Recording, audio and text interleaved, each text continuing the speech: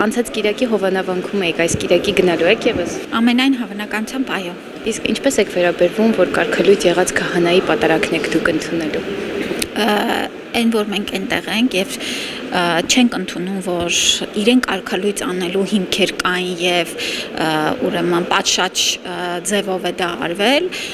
ուրեմն նաեւ վերաբերմունքն է արտահայտվում եւ ես ուզում եմ ասել, որ նաեւ գյուղի բնակիչների հետ շփումները մեզ տալիս են այդ վստահությունը, որ Տեր Արամը տարիներով եկեղեցին ուրեմն վերանորոգել է բովանդակային առումով, որ դրանից առաջ գյուղի բնակչությունը եկեղեցու տեղը եւ դիրքը իրենց կյանքում այդպես չեն զգացել եւ հիմա էլ հոտը կանգնած է նրա կողքին եւ մենք էլ ես այս Կիրակից առաջ էլ եղել է որ գնացել եմ Հովանավանք եւ ինքս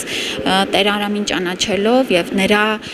հոգատար վերաբերմունքը իր համայնքին, իր համայնքի մարդկանց նույն առողջական խնդիրներով մտահոգված լինելը եւ խնդիրներն լուծելու միտված լինելը ինձ վստահություն է տալիս, որ այո, պետք է կանգնել նրա պաշտպանությանը։ Տիկին Ավանեսյան, այդ պատարագի ժամանակ, երբ որ քաղաքացիներից մեկը փորձեց բոյկոտել, ձեր հետևում էր կանգնած այդ քաղաքացին, բղավեց Ստեփան Ասատրյան ու նրան բռնի ուժով դուրս հանեցին վերանափակ։ Այս բռնությունը ինչին արդյունք է, ինչի նշան է։ Որևէ բռնություն չկար եւ այո պրովոկացիաները նաեւ տվյալ իրավիճակում ցավոք սրտի կանխատեսելի էր